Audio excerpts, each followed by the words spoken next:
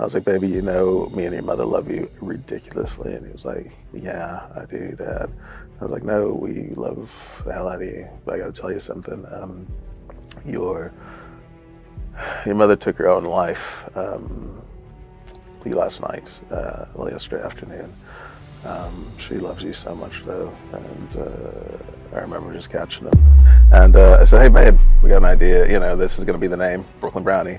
And he was like, yeah, okay, Dad, that sounds good. At least it's got a name. Which I was like, okay, kid, you're too cool. You're like me, but I love it. Pretty much, I should have been a guy who rode a motorbike and was a corporate attorney. That's about it. That's what my mother's trained us into being sharks, man.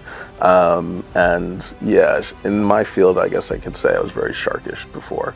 And Leo made me realize there was so much more that was greater than me. And he humbled me so much. Hi, my name is Jacob Collins Brown, and this is UKBF Stories, where we are telling the story of small businesses across the UK and shining a spotlight on their journey. Today I'm with John Lashley, founder of Brooklyn Brownie. Hello, John. Hey, Richard, how are you? Great to meet you. And preparing for this interview today has been fascinating. I've loved looking through the story, and I'm really looking forward to this conversation. It's going to be good. Please, to kick us off, tell us what is Brooklyn Brownie and literally about the business itself. Well, Brooklyn Brownie, I'd say it's an authentic American bakery or a micro bakery right here in Northampton. So as you can tell, I'm an American. Last place I lived before I moved over was Brooklyn. So I thought, well, let's make it Brooklyn Brownie. The crazy thing about the brownies, they used to be incentive treats for the teams I used to go and work at, because I worked in digital media, film, and advertising for years. And I'd bring these plain brownies to work every Friday just to make sure everyone wouldn't run to the pub at 4 o'clock in London. So when you feed British people, you kind of bribe them and they feel they owe you something. So that was my only way to keep them in them offices up until 7 o'clock so I could get my renders, I could get my media. So so for years, I guess I product tested the Brooklyn Brownie, and suddenly we needed to pivot, and me and my son, we created Brooklyn Brownie. And they're not just, when you say plain brownies, your brownies are not by any stretch of the imagination plain. No, now they're not, because what we did was me and Leo, we perfected the base, and we perfected the taste, the chew, I guess the flavor profile that we knew we needed to do. I guess when I cook food and bake food and things of that nature, I go into the more science of it, because back when I was a child, I remember watching a show of how it's made. I don't know if you guys watch that show, but how it's made, they kind of go into factories and they show you things. And I remember them going into the Oreo factory and seeing there was a team there focusing on crunch, snackability, which is also known as a addictive nature of a food product, and so on and so forth. And I just went, if this gigantic company does that, we have to at least nick a little bit of that. We need to make sure whatever you put on top of those bases are perfect.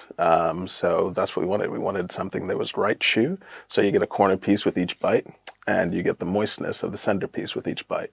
And then we also went, well, we're going to take on the cupcake market, and we're going to force our way into that, which we have. And just to emphasize on that, you looking at how Oreo look at every unique detail of their product, you're emulating that in your business, and it's yourself and your son. We're not talking about a big megacorp here. We're talking like literally you're taking those lessons and applying them. And your Oreo-based brownie is perfection. I got introduced to Brooklyn Brownie off the back of seeing a news article about the business. Okay. And I read that just as it was approaching my wedding anniversary, and I thought, my wife likes brownie, she likes chocolate, order this. And brownie points were absolutely there on the button. Wife loved them, so much so that's why I ordered some more for you to bring today. Oh, thank you so much for the support. But it's just like, me and Leo, we didn't make the business to be sad. We made the business for ourselves, and we made the business because we thought this is something we could completely control with an audience that hopefully follows our journey and aren't just followers, they become an extended family. And that's what we like about our followers. And the people who follow our journey, they actually care about us significantly. And it means a lot to myself and him. So this is why we treat everyone as we'd like to be treated. We create products that we would buy. There is nothing about, oh, margin, whatever else. And if anything needs to be raised, we explain why. There isn't just a, when I think university fees were going up by £3,000, that was one of the reasons why I left lecturing. And all the other, unis just went, oh, we have to raise the prices. And they didn't add anything to it. That's not what we do. If we're adding to the price, we're adding to the value of the item, because that's what we want to purchase. If we purchase it, we're going to sell it to other people. And we just believe in it. And what you mentioned about Oreo, the biggest thing we also see is learning from others. Be humble. If this team, now they're at Mondelez, they're one of the largest food providers in the world. If you can't learn something from a conglomerate like that, a juggernaut in the industry, you haven't humbled yourself enough to be successful in business. Because we're a flea compared to them, and all we can do is just study their products, study their methods, and just take a little bit of what they do and throw it into our pretty much our business profile and how we create our products. And one of the things that we believe in is, like you said, we said making a great base and then putting fantastic products on it that are already made, and not changing them in any way. Some people bake the product on top of their brownie or whatever else. It's kind of crazy, because it's like someone taking our brownie, putting it on top of their product and rebaking it. You've ruined something that somebody's taken time to an effort, you know what I mean, to make. So yeah, we don't do that. We figured out what works, the snackability behind it. We put two great products together in each brownie, and we make it happen. And you mentioned just then that your followers, your social followers, become part of the family and sort of become attached to your brand and your story. And that's a brilliant segue to lead in, because that's part of, I'm there. I bought into, I feel attached to your brand and to your story. And following on from that, so you mentioned you're from America, from New York, and that's where your life began. What was sort of your early years, your growing up, your education? What were those years like for you? I even back when I was a kid, I've had a very, I guess you could say, different life, to not traditional, even to my siblings.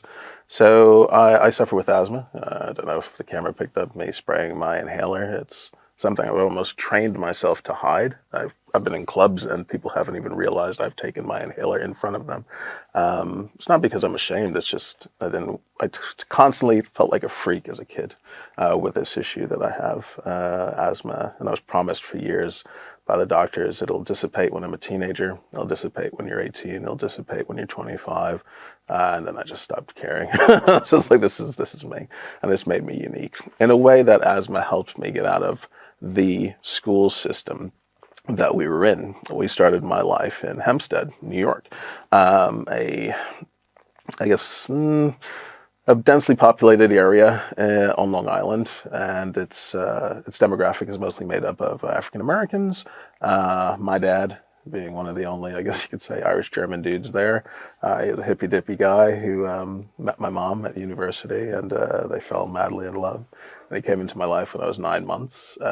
He came from a family with a single mother, but they lived on the North Shore, really amazing house, everything else. He's got two brothers, and they met at college, and he was just smitten. And then when he met me, he apparently, I think it was week 3, week 4, he said, I can't let this little guy live without a dad like I did. And we were best friends ever since then. He lived with me up until I left New York, because mom and dad, they're still together, but mom moved upstate with my sister Hillary, because she got into Cornell. So they had two houses.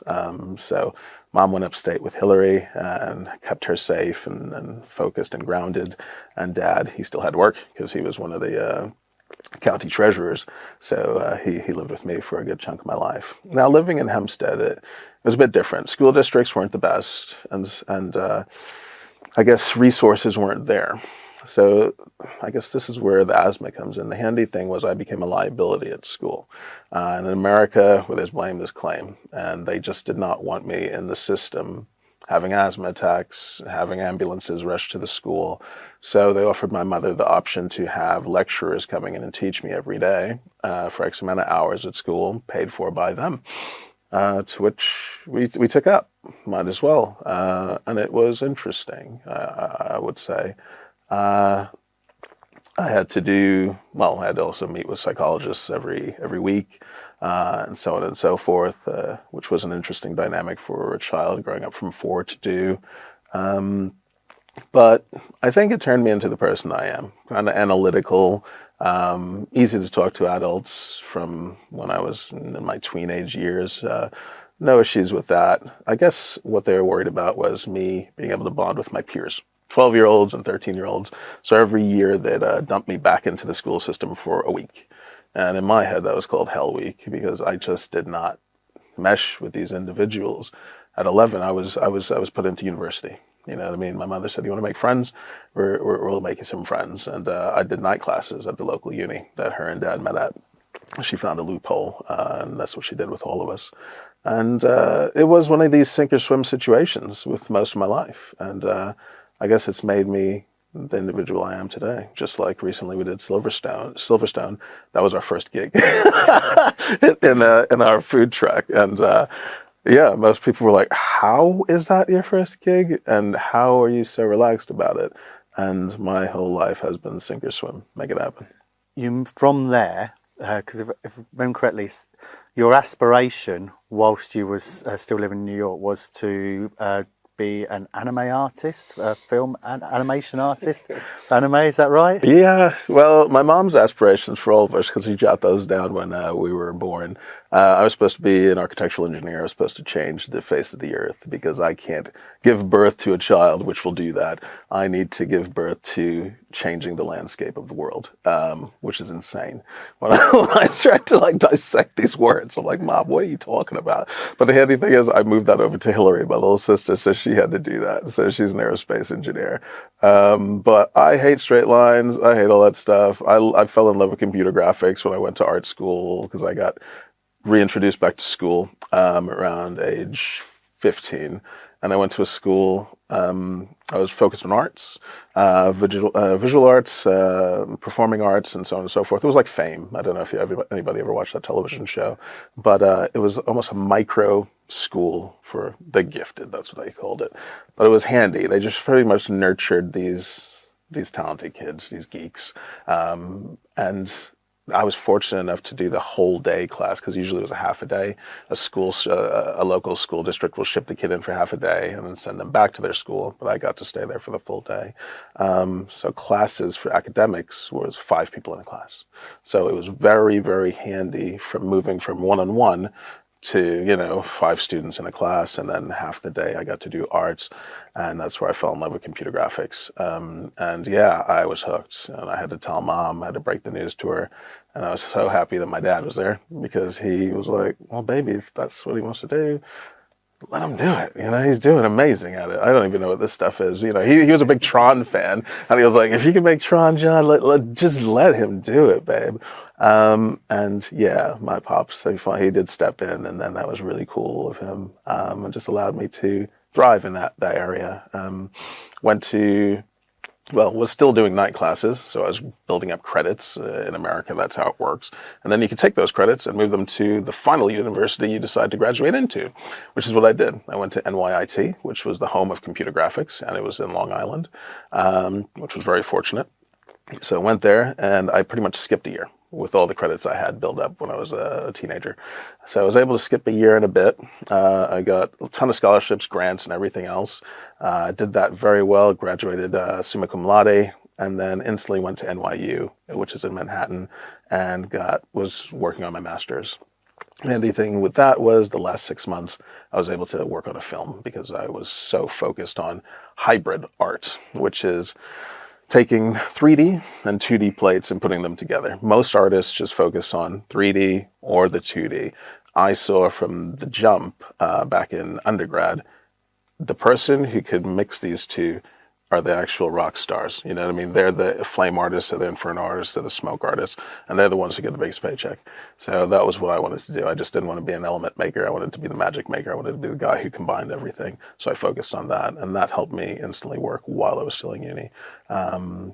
Which didn't once again make me many friends because most of the students who were with me, they were coming in as interns in those shops that I was working at, and I was like, oh god, you're like a year above me and you're my intern. This is crazy. But yeah, man, it's been an interesting ride academically. I'm picking up the vibe that you very much have a thirst for learning, knowledge, self-improvement, really just sort of focusing on being ahead of your peers, driving that, in that case, so we're talking about education. Does that come from anywhere in particular, or is that just innate within yourself? For all of us, it's built in with mom. You know, mom, I guess you could say, and dad, they're yin yang. They are complete polar opposites, which helps us create who we are. If we had two of my mother in that relationship, we would be very different individuals. But my mother's very business savvy, and also taught us to just drive through things, just persevere. Maybe that's because she's from British Guyana, you know what I mean? It's just the whole keep calm and carry on situation. So she has the whole thing. Exactly, man. They have the whole monarch thing back down there. So yeah, she was always keep calm and carry on, you know, that you will get through this, you will see this through, never quit. Where my father was, take a moment, rethink things, take a breath, you know, life is important. You are important. Whatever task you're doing isn't, you know, it will be there tomorrow. So this yin and yang helped create these interesting individuals, I guess you could say, who were able to adapt and overcome most things in life. You moved into the UK in 2004, into Milton Keynes, which is just down the road from here, for a couple of years before coming to Northampton. Yes. But when you first came over to the UK, if I understood correctly, you started teaching others, lecturing, as well as working in visual effects. Yes, I did. I started lecturing at let's see, where the first place? Birmingham University, then School of Audio Engineering in London, and then finally I settled at Stoke-on-Trent University out there, University of Stoke-on-Trent, and it was quite cool. Very, very interesting. Different vibe to American universities, I guess you could say, the learning institutions here in this country. I guess the universities in America, I guess you could say when I was there, because maybe it has changed since I've been, the difference is we create sharks. We're very money driven. And that's the thing. It's just like, if you're not doing good at the university, you're burning your cash because number one, you're walking out with a $100,000 debt. What are you doing? You know what I mean? It's pretty much what are you doing with your money and what job are you going to walk into to pay off that debt? So they do create people who are highly competitive, highly, sometimes underhanded. Some of the things that have happened in our school was wild. I've seen people knock over people's hard drives and things of that nature. Yeah, really different in America. We're here. I remember my first job. I'm not going to mention who it was, but I walked in, had my backpack and everything else, had all my data, and I walked past one of the lecture halls, and the teacher was standing up there with a Intro to Maya book, which anybody could get, and they were reading word for word what they should be doing, what the students should be doing. So I walked past, and I was like, that didn't happen. I did like almost some moonwalk and peeked back, and yeah, and the class was just semi-button pushing. And I continued on to the main, I guess, where teachers were. I was signing in and everything else. And in my head, I was like, this isn't how university should be. And from that day, I taught my classes how I wanted to teach because honestly, I didn't need them. Teaching the classes here, to me, was me giving back. It was my community service because I got so many grants. I got so many scholarships when I was a kid. It meant that I should be giving something back.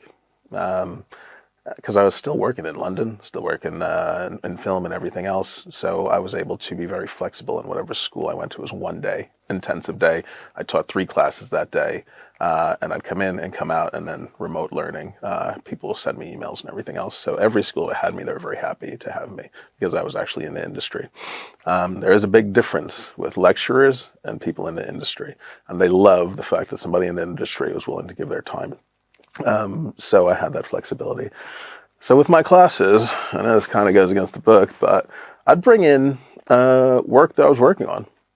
And I would sit down, I would open up the work, and I'd say, guys, this is what we're going to composite today. And I'd have them composite something from Microsoft or a project I just did 2 weeks ago. And when we were done, and we'd make sure we did that module within 2 hours or so, or whatever, how long the class was, I'd say, right, you guys just made $3,000. And they went, what? What did you just say? And I was like, yeah, you just made $3,000, man. That's what I charged last week. And they were like, suddenly they got them hungry.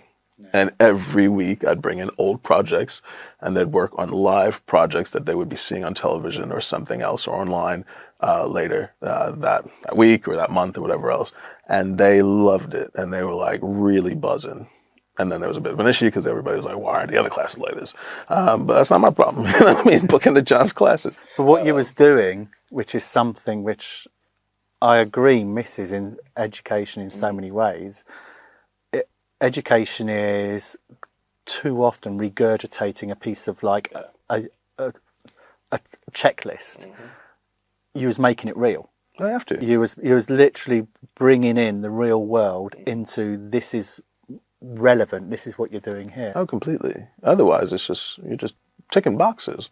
And that was the thing. It was just like, in a way, when we had the final projects and things of that nature, the first time I had to, because I came in semi-end of one of the terms, and I saw the final projects and the way they spoke to the kids. To me, they weren't kids because at that time I came over, I was 25. Some of the students were 22, 23, or whatever else. And I was just like, this is the final project? I had to pause it sometimes. I was like, why are we talking to them like this? I was like, we're about to graduate these guys and they're about to go into the real world and get eaten. I was like, this is a joke. To which they suddenly had to change things a bit. And for that season, they just took me out of out of the final project thing. But then the next season, I was like, if you do that again, I'll walk. I'll go to another uni. I don't care. I'll do my community service elsewhere. To which they were like, all right, we got to figure out how to make sure this works. And I said, you guys are not helping students, man. So the cool thing was, all the students, majority of students who left our class, they ended up in the industry. And they're still in touch with me, Facebook, LinkedIn, all that stuff, and they're doing fantastic work. And they appreciated my last set of students. They got into the paper because at that time they had the fastest growing online watched video. They did a Lego Inception, and it just went viral. It was like viral before viral started happening. I got like 7 million views in a week, and it was crazy.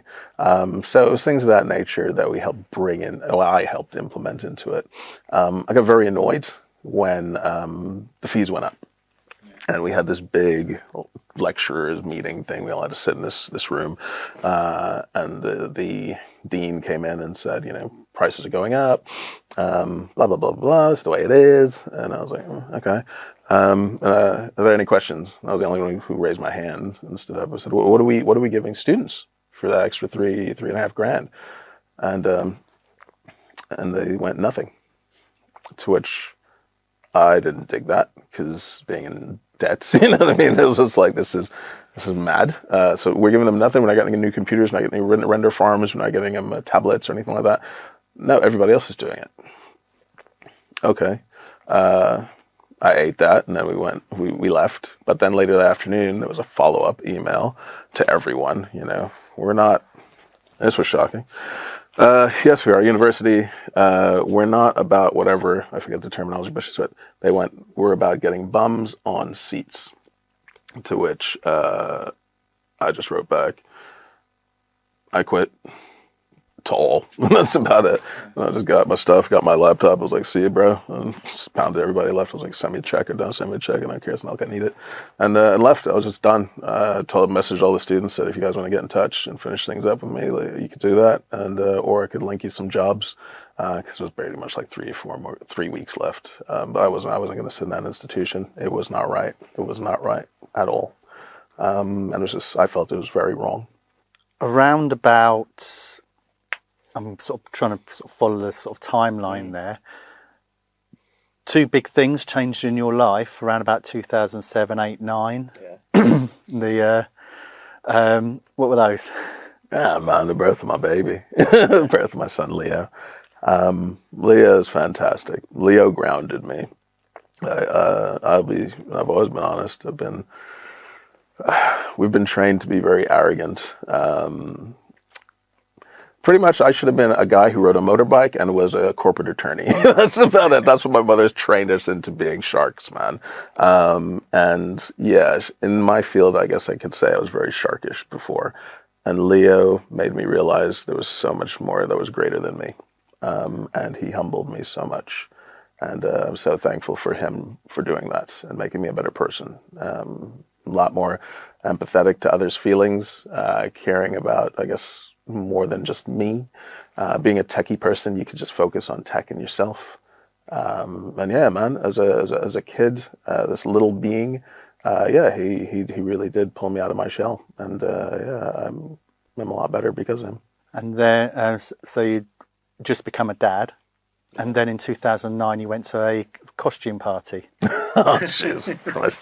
Yeah. I went to a costume party, and my wife at the time, she went as a Smurf.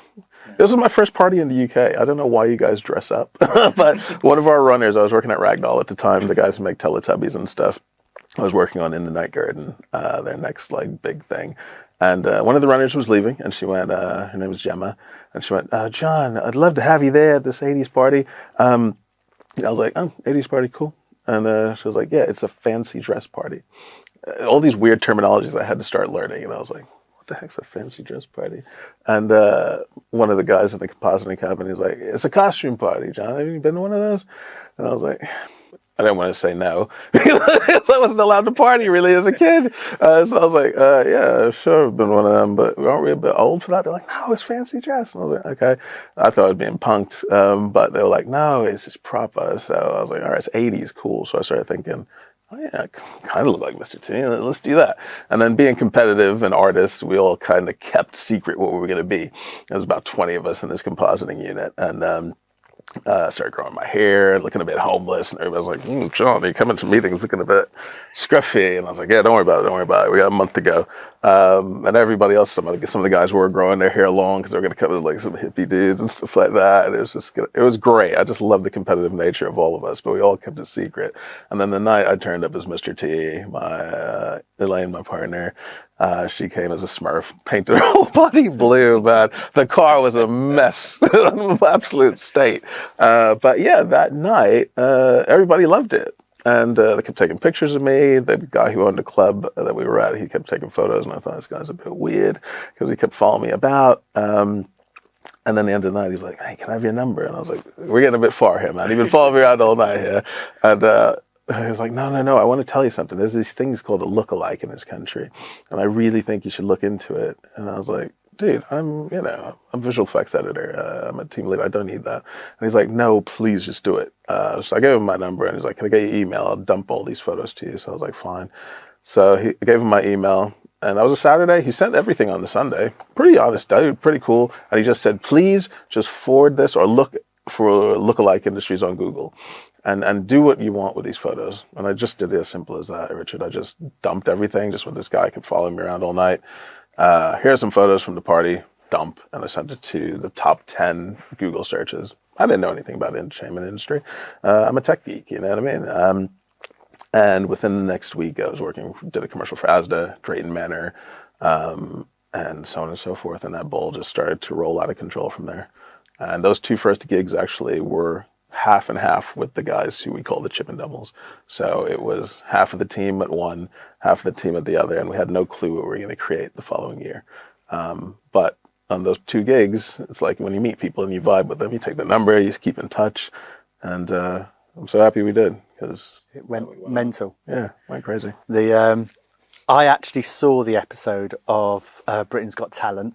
How did you? So when I saw the clip when sort of preparing for today, I was with my wife. So that's the guy I'm speaking to tomorrow. And we both remembered the episode. So literally, I'm not exaggerating it when sort of looking at sort of the next sort of few years. From Britain's Got Talent, We at Kisslink, Come Dine With Me, and that the people watching this, most well known, I'd say, sort of for it's like the Snickers adverts. It kind of just took on a life of its own. Yeah, with that, the Mr. T character took on a life of its own, and if I talk in the way I do, please excuse it. It's just who I am. If you get to know me, you'll realize why. I do compartmentalize each one of these things I do, just to keep them from blending over. I've looked at the entertainment industry, and I've seen people who've blended their lives over, and it doesn't work well. I'm John. At the end of the day, when everybody meets me, they meet John. They don't meet Mr. T. They don't meet some guy who's been on television. They don't meet the visual effects dude. They meet me, and hopefully they judge me on how I treat them and how I am on that day, which is always pretty chill and normal. But yeah, that character blew up insanely, and it got very scary. The reality is, everybody in the Chip and Doubles relationships ended, and that's the unfortunate reality of entertainment. Not for anything out there. There was one character who was a bit wild, and he did his thing, but he was kind of a free agent anyway. But I think, unfortunately, when a lot of people are getting attention and then things of that nature, things could creep in, doubt could creep into people's minds. And unfortunately, all 7 of us ended up single. That was an unfortunate situation from that thing. But now, what we found out, Britain's Got Talent has safeguards in place. So they've got psychologists, they've got therapists, they've got everyone on site to help talk with everyone and just help the couples or family members who are with that team member who's about to go on television, have just a bit of support, because everyone up until then kind of got thrown to the wolves. And that was it. And I think I've seen media sort of news stories from even sort of young children who have had fame thrown at them very early age, and the industry didn't have that protection, didn't have that support for these young people, and then the worst things happen, and they in all sorts. So it's good to see that now. Yes. But hearing your sort of own personal experience there prior to that, obviously had an impact. Which sort of, if we go forward to sort of round about sort of 2019, around that sort of time, you had separated from Elaine, I'm guessing, that sort of time. Elaine and myself, we separated back in 2012 or so. But she just lived down the road, 17 minutes away. I knew that because I saw Leo about 3 times a week. I had him at night. I came back to the family house, and every other weekend. So when you added it up, it was pretty much exactly almost 50-50 household. And we had a great system. We had a great relationship. I guess after the first 3-4 months of the whole thing, Exodus, it was quite chill, because Leo's got brothers, who I took on as sons and everything else, and we all were almost a family-ish, but in 2 different houses. I started a new relationship. Elaine, I guess, was doing whatever she was doing, and that was fine, but we never really argued about stuff. So I think maybe we just needed the time. Once again, I just wish there was therapy or something like that, or something overlooking us both. But unfortunately, we both kind of didn't have parents. I didn't have parents in this country. She didn't have parents anymore because they passed. And this is why I always look at things and I go, if Leo ever gets into a real relationship and he's getting married or something like that, it's going to be old school. You know, dad will always be there. Dad is going to make sure you don't hurt that girl's feelings. Or if this relationship you guys forced me to invest time into and believe in starts to fall apart, you better know what, that investment ain't falling apart on my watch. You know what I mean? That's what it's going to be like when I'm with him. And they're both going to get sat down and spoken to. Unfortunately, we didn't have that. So with Mr. T, the Mr. T character and sort of the whirlwind that was happening there, how did that progress, develop? How did you deal with that? Well, with the Mr. T character, to me, he was always a secondary thing. He was just another string to my bow. And we just added that character into what I was doing. So I was still working at Ragdoll, still creating content and creating shows with them. I was just about to move on to another company and become their lead visual effects artist there. But that was the thing. That's what I went to school for, and that's what I respected. And to me, even though when you break down the numbers, I guess if an accountant sat down, he was just like, they would have went, John, just keep doing Mr. T as much as you can. Because in all honesty, Richard, I mean, like, entertainment pays ridiculously for nonsensical things. I mean, so, yeah. But I think that was all doing that, though, when you cover a moment ago, like the impact it has on your personal life, that's where you start to balance, is the money worth it or not? Exactly. And there was a point when I was just sick of this character. And I still remember I shaved my head, started to shave my beard. I always had this beard because my dad has a beard. And I remember as a kid, I used to just like hang off the thing. And I went, well, if I have a kid, I want to have a beard as well. So he could, you know, do the same thing I did with my dad. So we keep that tradition, me and Pops. But yeah, the whole Mr. T character, I just want to say this thing. It's taken over my life. People are focused more on that, not seeing the degrees I have. You know, I turned down a doctorate at 22. I was supposed to go to Brown, and you know, it's like it's that stuff. My academia to me was so huge in my life at that point, and I was like, how dare this thing that came from a costume party come and overshadow all the work I've done and ruin my life, you know what I mean? To which I was telling that to my sister over the phone, and she just kind of went, John, she's like, if I was there, I'd slap you. And I was like, what do you mean? She was like, you're really spitting in the face of so much. She was like, what, you're getting paid per hour? Because that's how you do your gigs. She was like, it's ludicrous. She said, just take a step back and breathe, like Dad told us. Breathe and think about things. Still shaved my head. And what was it? 2 weeks later, some commercial came in. Huge commercial. I was supposed to go to Israel to shoot this advert. And I was like, I have no hair. And how do I solve this situation? So freaking out. Oddly enough, I came across this weird company called Hair Direct or something. And they make custom hair pieces. And I was like, this is a long shot. So I sent them a message, and the owner was transitioning. Dad was passing the torch to his kid, and his kid was like 38 and A-Team fan. And he went, yes, yes, we will do that. Send us your skull. And I was like, how do I do that? So they explained, tape it up, blah, blah, blah, send it to them. So I did that, and they created custom hair pieces for me.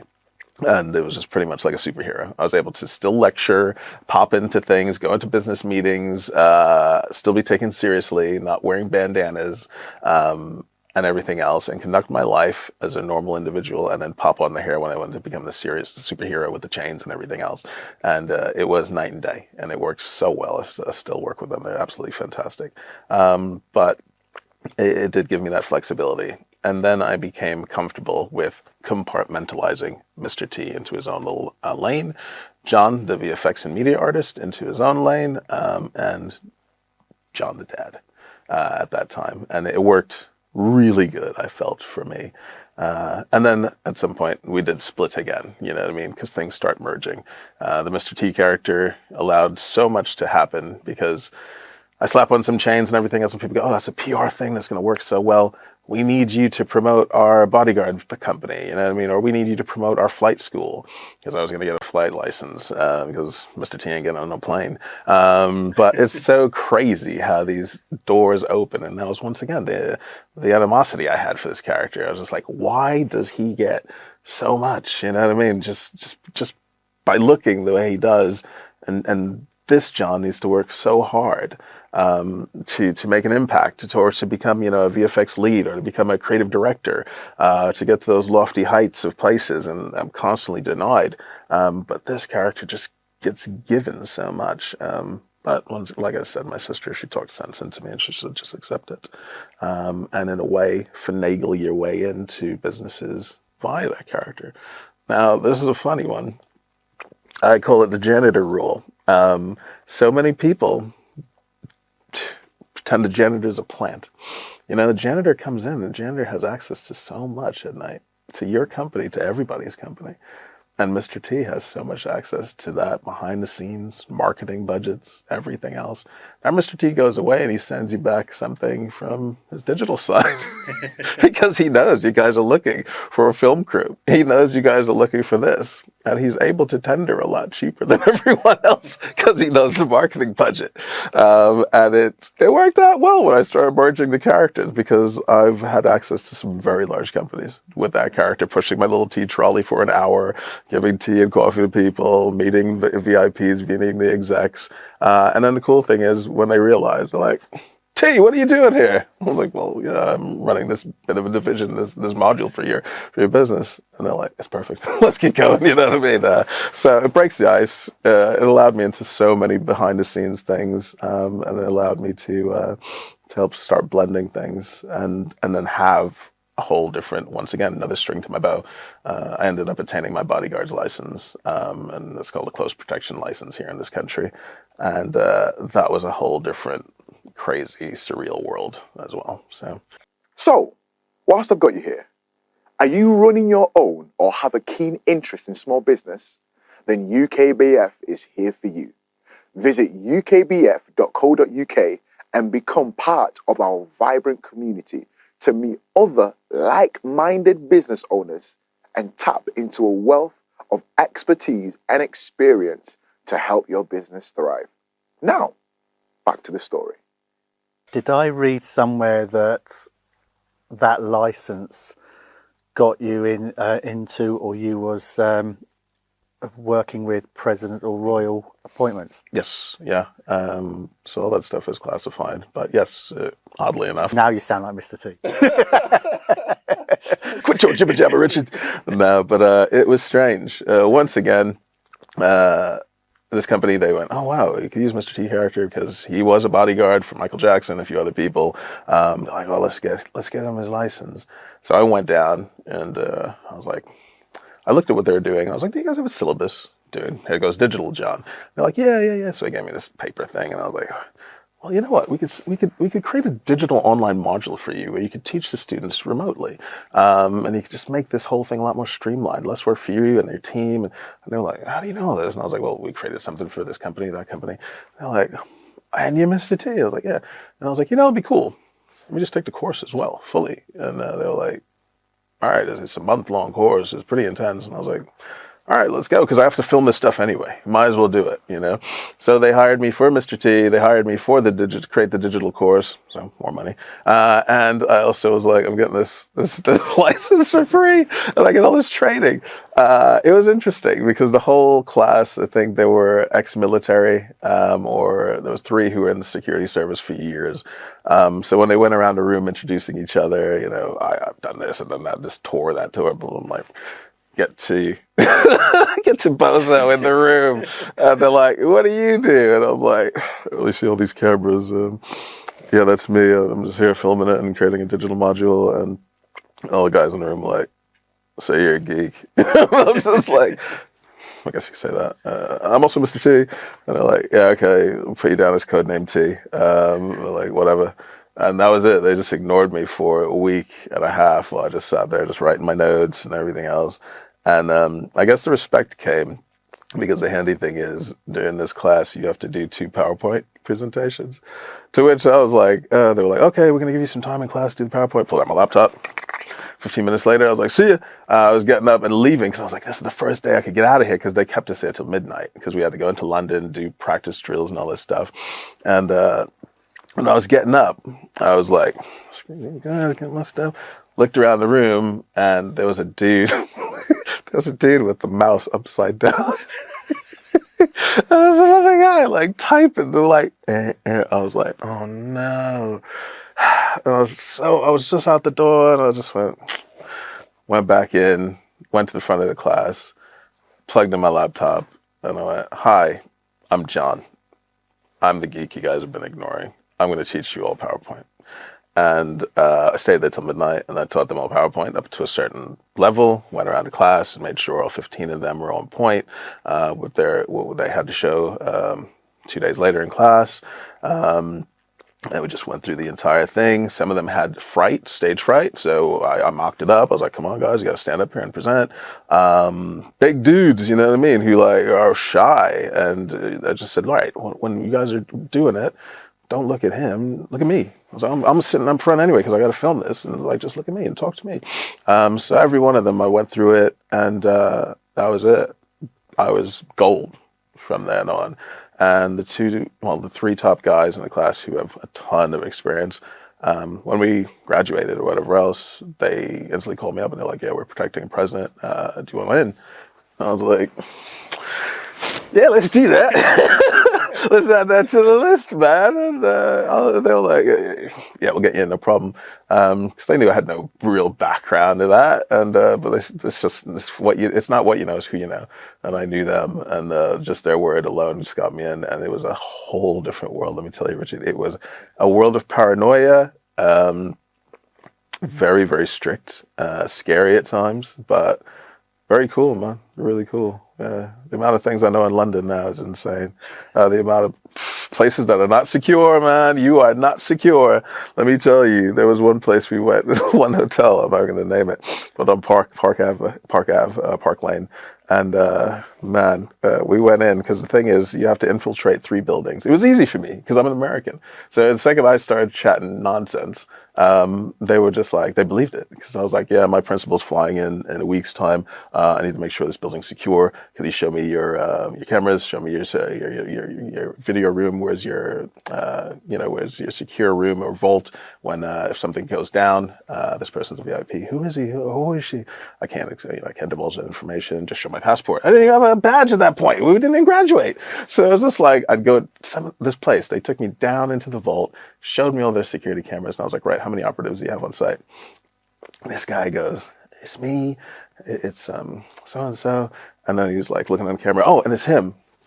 And at that point, Richard, I had the Die Hard feeling, you know what I mean? Where I felt like going, I could lock this place down and take you guys out and find little so-and-so, and this building is mine. It's just like, I was like, it's mad. I was like, this hotel is so unsecure. And the guy, he kept going because we're in the vault, and they had a jewelry store, a really nice jewelry store there. And he's like, you're coming back on Monday, right? And I was like, yeah. He's like, who is it? Who's coming? I was like, I can't divulge that, but they're in the entertainment industry. They're an artist. And he's like, do you think they'd like watches or something? And I was like, he has a ton of them, I'll tell you that. And he's like, I could get a bonus for this. And he's like, do you think they'd like, he goes into the actual vault and he pulls out a watch. The devil and the angel on our shoulder, because I never had to go back to the hotel. I never showed any ID, anything. And this thing was like 20 grand. And I was like, look, to tell you the truth, sir, I would be fired if I was to present something like that to him, because I'd be pretty much telling him what his taste is. I was like, so thank you so much. I'll see you Monday. And he was like, oh, okay, cool. And I was like, oh, went back to the car and told the guys. They're like, you idiot. I'm like, there's no record, bro. I was like, the record is my conscience for the rest of my life. But yeah, it's such a wild world, man. And it's cool. It's absolutely cool. And being able to also then go on every single one of Leo's school trips, because they're like, oh, we need chaperones. Yeah, I'm a bodyguard. They're like, yeah, John, are you available? After they found that out, I was always on every one of his trips. So it's been fantastic. And then also the other thing was, when I was working in Northampton, I couldn't get out of work doing the digital side of things. I had a security team in Milton Keynes I knew.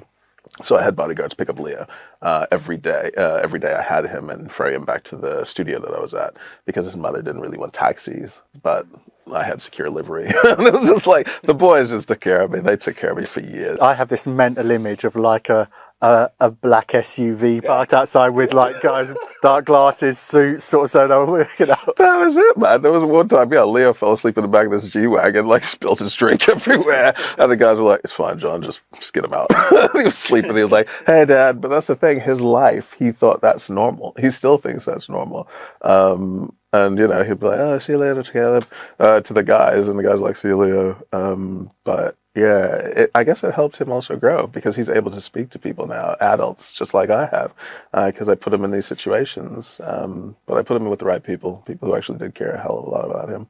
So, and I knew nothing would ever happen to him. So that's what they're trained for. But at some point in 2019, you made the decision to come out of the corporate world and start your own business. Yes. And we know things happened very quickly afterwards, but what was happening and what drove the decision to become self-employed at that point? I guess, Richard, at that time, I absolutely love the UK. The UK is a great place. It's completely a lot less stress than back in America. America's a bit of a pressure cooker. You got a lot going on there. The UK, I thought, and I still do think, a land of opportunity if you make it. But then again, almost like I said, in any country, westernized country I've been in, it is the land of opportunity when you make it happen. I found my glass ceiling in the corporate world. I would never really attain the lofty heights of creative director. There was always something strange that popped up on interviews. There was something weird. And unfortunately, I'd see my ideas implemented within large corporations 6 months later. Because when you need to pretty much go for those jobs, you need to bring a 3 or 6 month package, a PowerPoint of how you're going to implement your creations into their business. So it started to kill me, man. Around I went on about, I think, 80 something different job interviews, and the big ones. That's a lot of job. A lot of job interviews. But the 5 that really burnt me was when I saw my creative visions in their company later. There was one that actually gave me a standing ovation for the second round I went in because of the innovation I was going to bring into that company. And I thought, I got this one. And then I was just sent an email saying there's just something. It was like that. There was just something off. To which, how do you take that?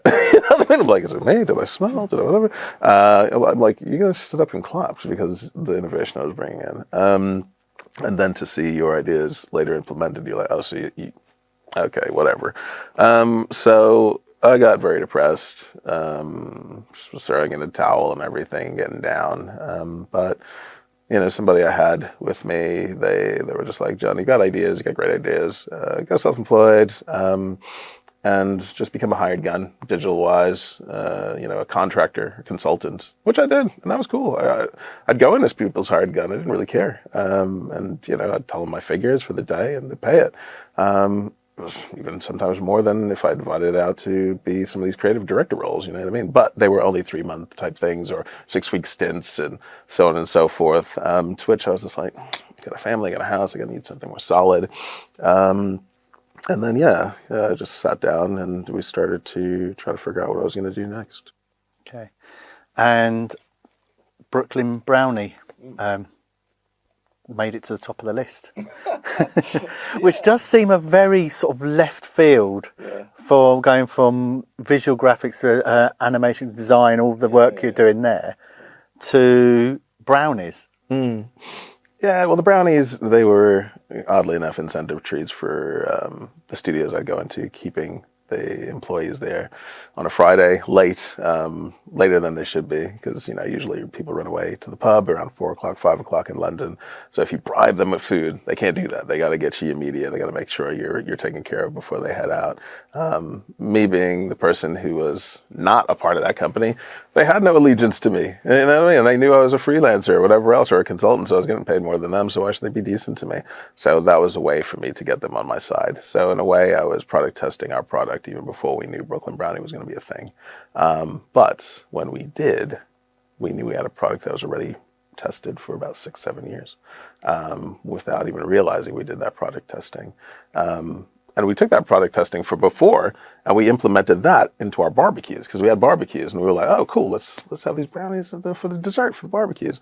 So that's also a way that we tested things. Once again, when I break down my life, I'm always constantly reducing risk, and I'm going with something that's been tried and tested.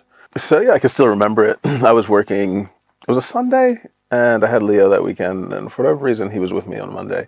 But I was working on the idea of Brooklyn Brownie, the designs, the spec, what it's going to feel like, the luxury feel, because we needed to differentiate ourselves from the average tray bakers and things of that nature. We knew we had something special, and being the authentic American brand, we could build that really well in a country like the UK. So I woke Leo up. He normally gets up for breakfast.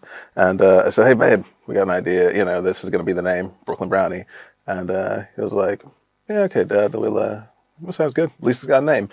Which I was like, okay, kid, you're too cool. You're like me, but I love it.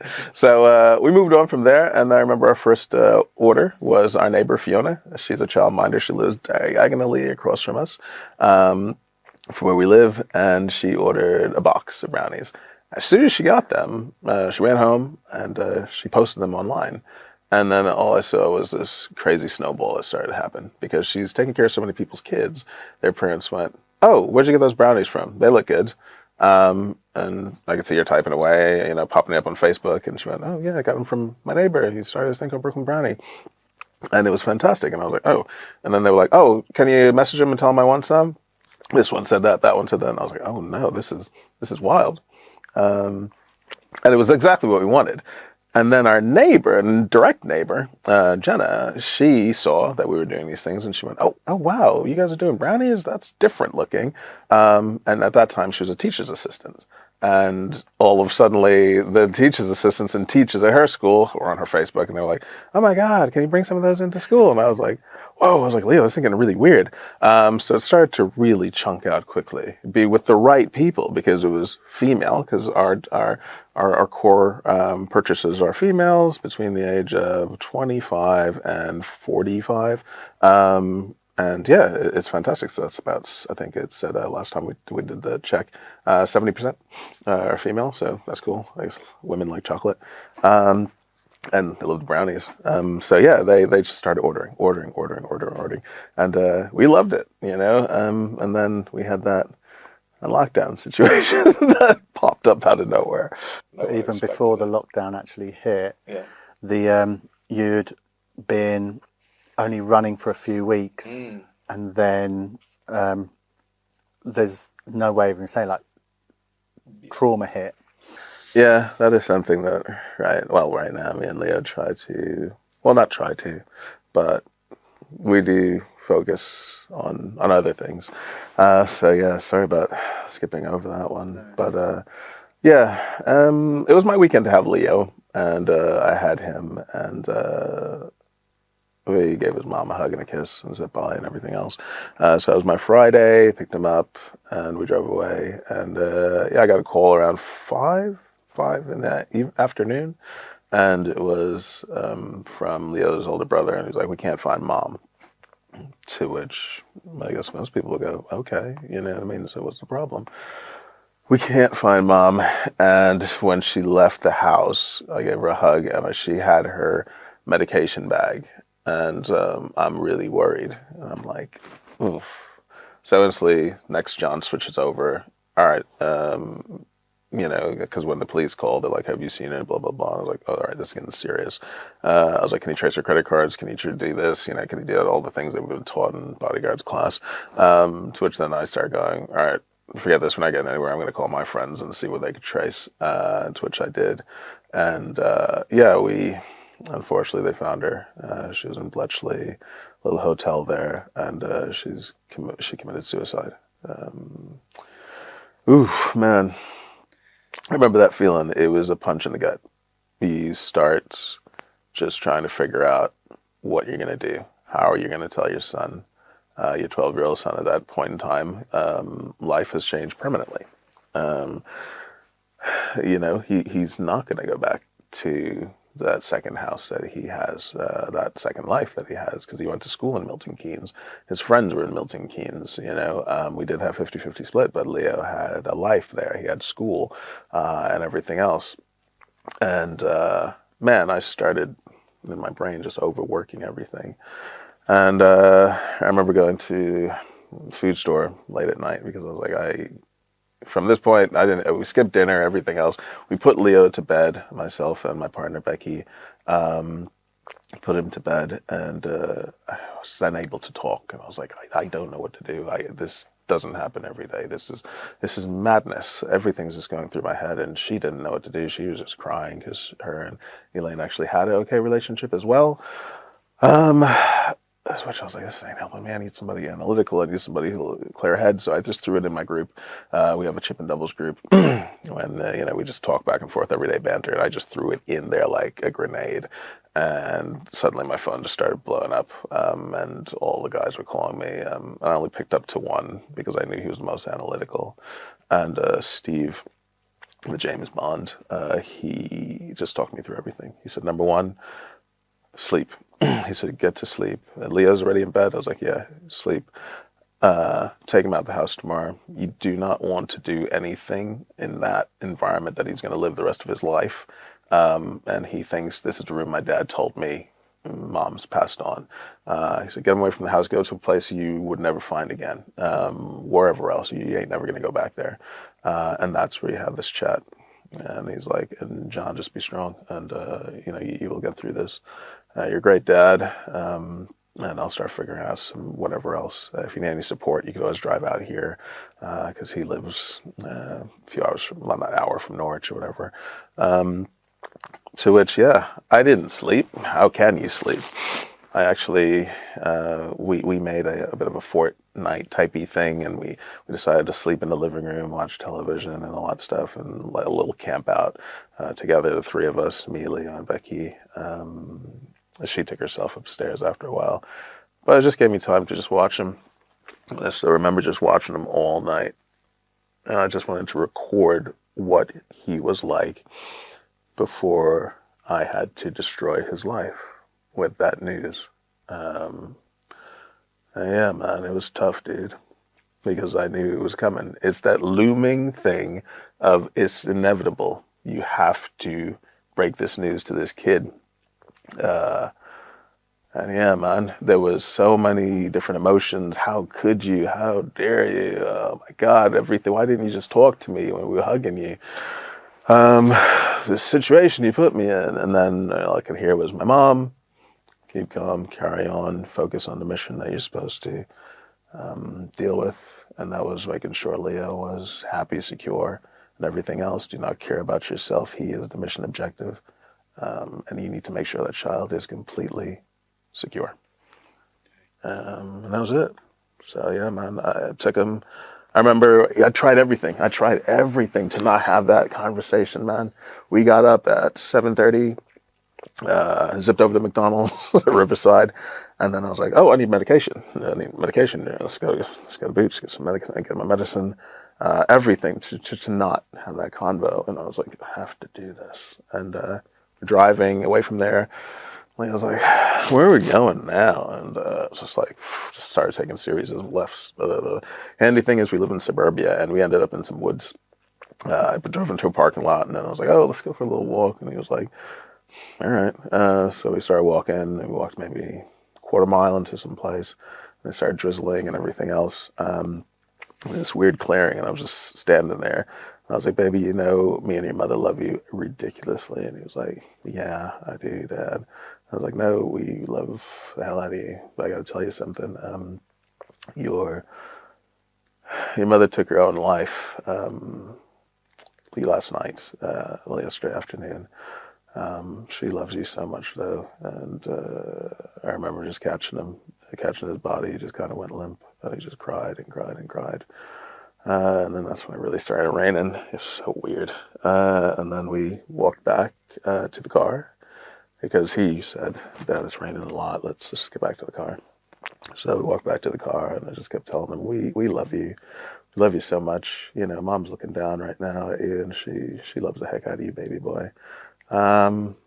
He stopped crying, and he got back to the car, and I guess he was texting his older brothers because they kept it blank until I broke the news. Yeah, it was heavy.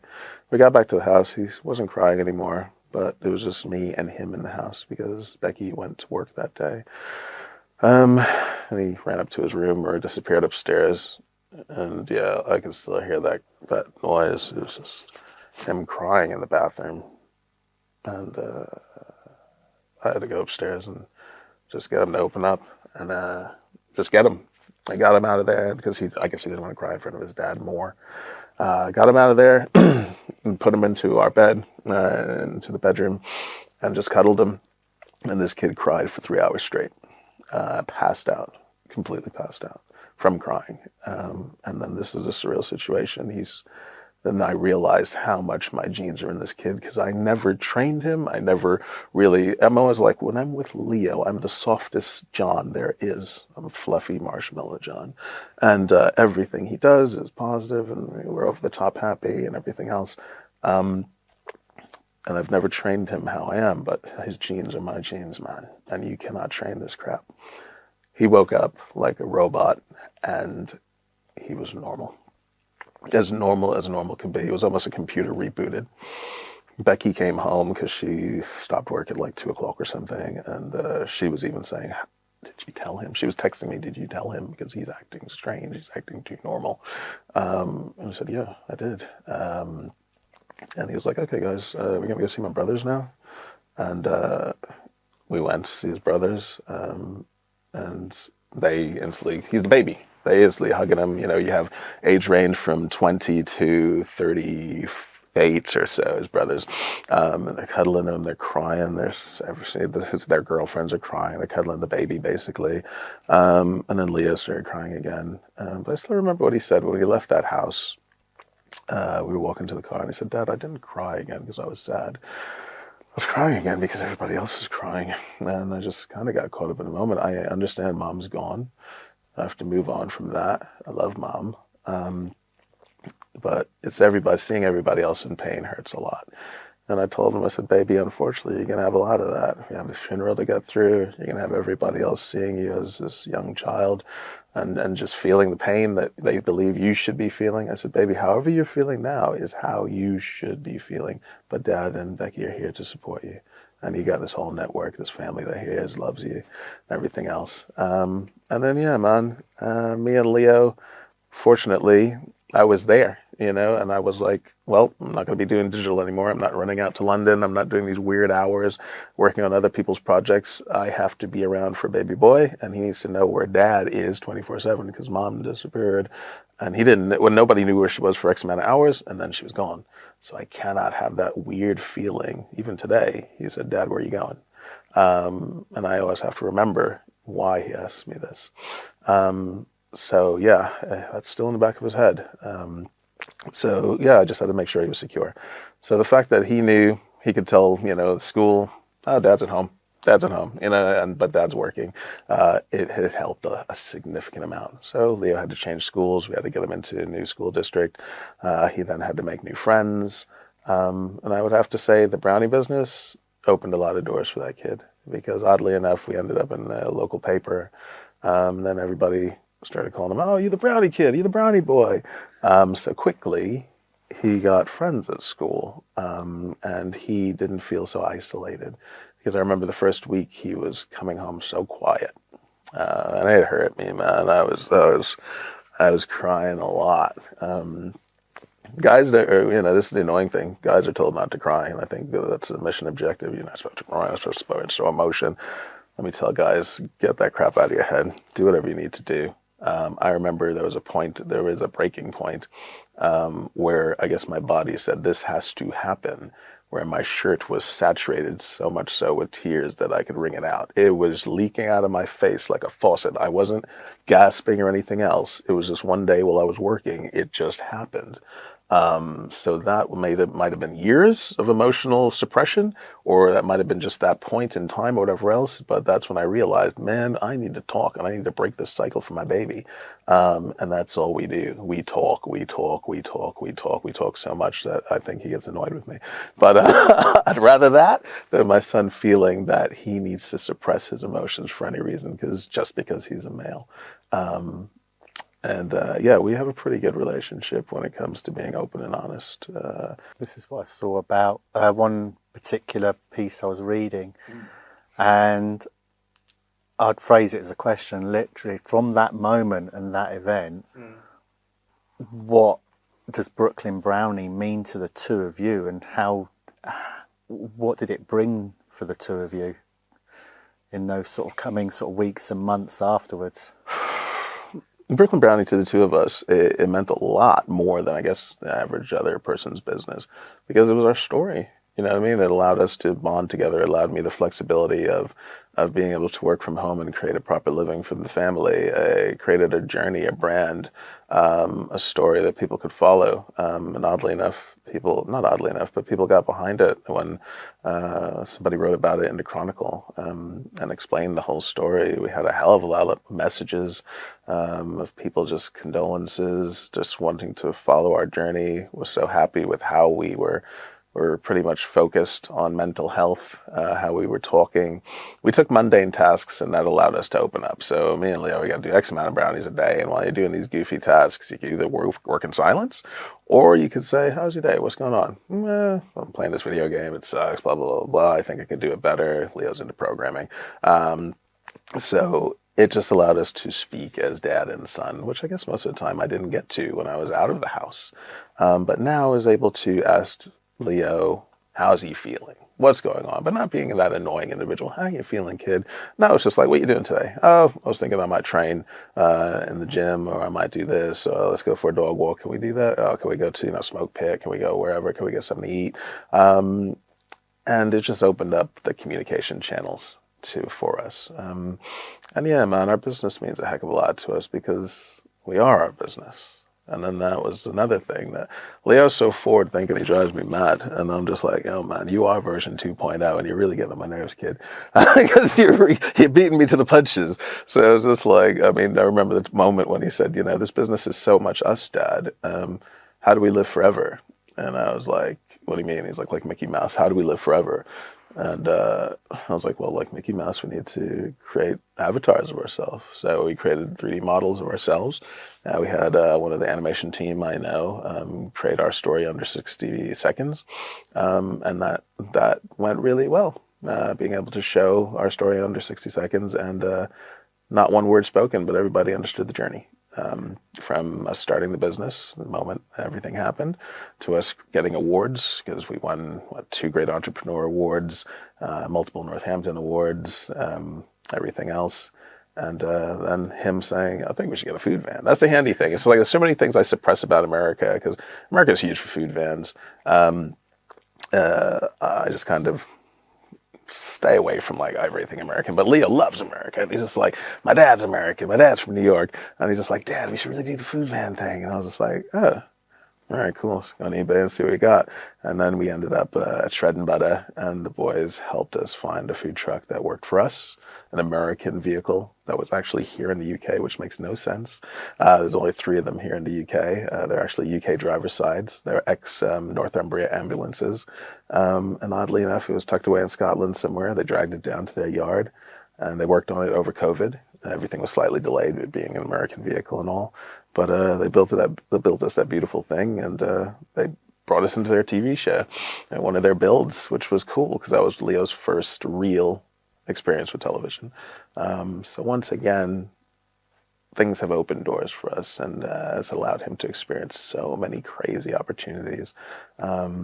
I'm just fortunate that everybody's been so supportive. People have been so supportive that they helped crowdfund our vehicle. And through tips, through GoFundMe, through everything else, there were a point when people throwing in tips of like $100 after they bought the brownies. Brownies was like 20 something a box. And then there was suddenly just a little tip. And you're just like, what the heck, man? And just like, enjoy your journey next to the tip. And it's just like, whatever else. It was just like, man, you guys are punching me right in the feels, man. And yeah, this is why I say these people are extended family. They are not just followers, and everybody's been so supportive and cool, man. We got 5 people with our ink on them, with our brand on them, tattooed on them, because they believe. I saw that on your Instagram. Yeah, there was like 2 of them, and said, "We don't need the brownies. We just focus on you guys. I want to be one of the guys." He was like, "I want to be a dad like you." And we were like, "No, you're getting the product, but God damn, thank you." You know what I mean? It's things like that. When people say things like that, it's wild. Yeah, we've been so fortunate. Extremely. You was just about to move into the pandemic, which you've covered some of it now, but that really, you was expecting COVID to really sort of hit the business and take it down, but it had the complete opposite effect, didn't it? Yeah, Richard. I mean, COVID. I still remember the Boris Johnson speech, and I was like, ugh. Me and my partner were looking at each other, and we thought, well, what are we going to do here?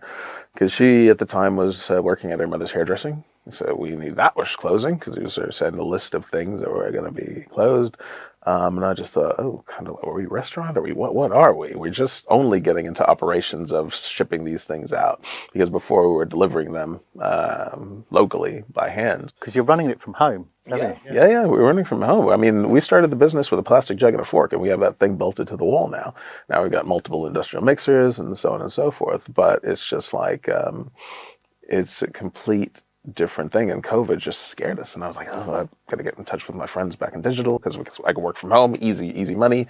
Digital still needs to be made, because television's still going on, and corporates are still going to be going on, so they need content. So let's put the feelers out there. But we woke up the next day to like, I think it was 50 something orders, and we thought that was a blip. We were like, this is weird, what's going on here? And it just increased every day after that, and we were like, yo, this is mad. And then we were able to collaborate with this really great company called the Chocolate Smiths.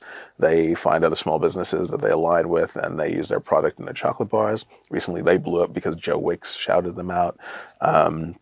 And yeah, we did a lockdown thing with them in May. And that was our collaboration bar with them. And it was this chocolate bar with our brownies shoved in the middle, and some of our flavors in there and everything else.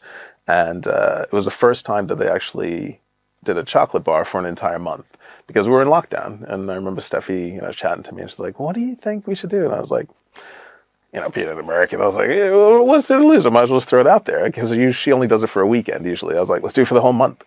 I was like, let's just call it May Day, you know what I mean? Insanity or something. She was like, she went, cool, that sounds amazing. So in a way, we engineered more followers, more people recognizing the brand for a full month, because they had more followers than us and everything else.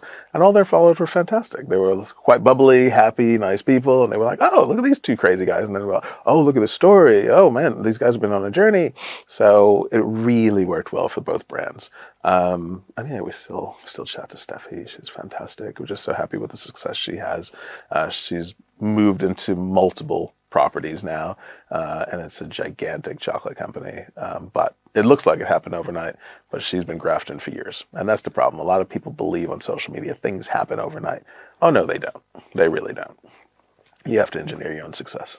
No. And you can definitely see your creative and graphic skills in your social media. It's like brilliant to see, and I have seen Mr. T pop in there occasionally as well. I'm not quite sure how you got that giant spoon on the mixer things, but you do see that all over with some of the promotional work you do. The marketing really comes across well as well. The pandemic, we went through the pandemic, continued to grow forward significantly. You've just mentioned the ambulance. Yes. Leo beats you to the punches, is the ideas man. Where do you see Brooklyn Brownie going over the next few years? Well, we were still baking in our kitchen up until July, beginning of July. We had this little construction project where we were going to strip out what we had as our gym, which was our double garage, which is a 5 meter by 5 meter unit. And we started looking around for kitchens, dark kitchens. That was one of the reasons why we started baking in the house. Let's go back to the pandemic part. We couldn't find like a lease at that point because realtors were like, we don't know what this pandemic thing is. We're going to put everything on a pause. So we don't know what's up. So if we put our business on pause, where we said we'll get you your brownies within 7 days, and I'm trying to figure out how to get a dark kitchen, I think there would have been a totally different story for Brooklyn Brownie. Now, if we started to disappoint people at those early inception days, but we didn't. We worked with what we had, and we stretched our production pipeline modularly, how I would do in a film, or a digital project. I took those digital pipeline skills and I moved them into a physical product. And I went, okay, this is what we have as assets out of the house. Let's strip this out for a weekend and bring this in. This is the budget for this we have. Let's do that and bring that in. Let's find this used Hobart, mixer, bring that in. And we were always able to scale up with what we had. And that, in a way, I was happy we didn't get leases. I think you've seen. So yeah, I read somewhere that you didn't want to take any finance or anything like that because you needed to have that stability for Leo. Completely. So always wanted to have stability for Leo. Didn't want to go into ridiculous debt or anything like that, or let's sign this lease for 5 years or 3 years or whatever else, because we have seen some friends go pop because they've come out of the pandemic, customer buying habits have changed, and the sales just ain't there. The Instagram algorithm has changed for some of them, and it's just like they're not getting the views or engagements they had, and they have this vehicle, and they've got this unit that just ain't being used properly. Where now that we've stripped out that and we've put in a full commercial dark kitchen into it, it's double the footprint actually of some commercial kitchens in town, and we call that the BBC hatch, where you just pretty much walk up.